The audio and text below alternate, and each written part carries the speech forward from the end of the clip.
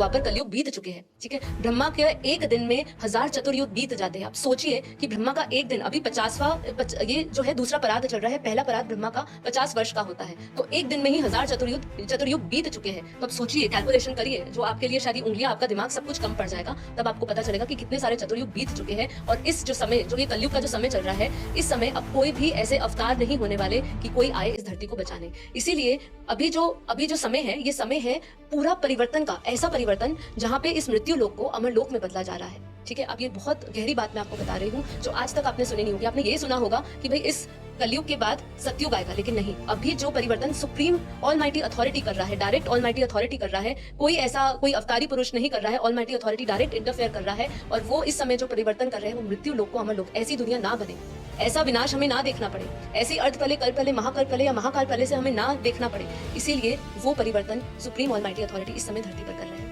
देखिए, 2026 का वर्ष की अगर हम बात करें तो मैं आपको बहुत सारी ऐसी घटनाएं बता सकती हूँ। और इंटरनेट में ऐसी कोई जानकारियां नहीं है जो आपको परिचित ना हो। आप उस जानकारी से आपको सब पता है कि क्या होने वाला है, क्या क्या प्रेडिक्शन दी जा रही है, क्या नक्षत्र ग्रहों का कह रहे हैं, वो ये सब आपको पता होगा। मैं यहाँ पे आपको 2026 में एक पॉजिटिव एटीट्यूड से, कि इस वर्ष को एक पॉजिटिव तरीके से देखें कि ये आपके लिए जागरण का वर्ष हो सकता है, ये जागृति का वर्ष हो सकता है, जिसमें आप उठ सकते हैं, अपनी आत्मा को जगा सकते हो, अपने आप को झंझोरो, पूछो कि मैं इस धरती पर क्यों हूँ। क्या आज अगर भूकंप आता है, सुनामी आती है, वॉल्केनोज इरप्ट होते हैं, तो क्या हम बचा पाएंगे अपने आप को? ये शरीर तो नष्ट होने वाला है, पर क्या हमारी आत्मा भी बचेगी? आत्मा को अजर अमर अविनाशी जरूर कहा है, लेकिन जब इस ब्रह्मांड की समाप्ति होती है, जब इस ब्रह्मांड का समय पूरा होता है, जब महाकाल प्रलय में ये ब्रह्मांड को समेटा जाता है, तो उसके साथ सभी आत्माएं भी समाप्त हो जाती है। तो आप सोचिए, ये जो ज्ञान हमें बापूजी दे रहे हैं, यही ज्ञान है आत्मरक्षा का। तो हमें आत्मरक्षा का ज्ञान दिया जा रहा है कि अपनी आत्मा को बचाओ। ये काल अग्नि का समय आएगा, क्योंकि जैसे अगर आप सोचिए, अगर युद्ध हो जाता है, परमाणु बम फट जाते हैं, तो आप खुद सोचिए, उसमें इतनी अग्नि है कि वो 1000 बार अपनी हमारी धरती को समाप्त कर सके, इतनी उसके अंदर अग्नि है, जो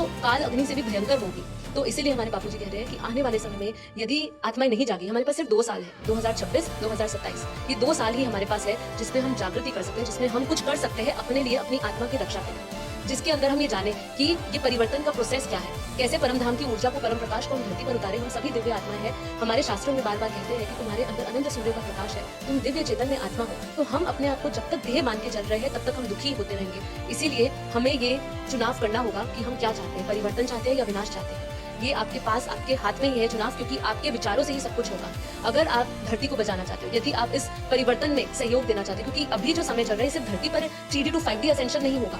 अभी तो जो समय चल रहा है, ये तो पूरा ब्रह्मांड, पूरी गैलेक्सी, पूरा यूनिवर्स और पूरा मल्टीवर्स को बदला जा रहा है। इतनी बड़े स्तर पर ये काम हो रहा है, और दिव्य आत्माएं धरती पर आई है जो ये कार्य कर रही है। इसीलिए मैं आप सभी का स्वागत करती हूँ कि आप इस कार्य से जुड़ी हैं। बहुत सारी प्रेडिक्शन दी जाएगी, बहुत सारी होगी। बापूजी ने तो कहा आने वाले समय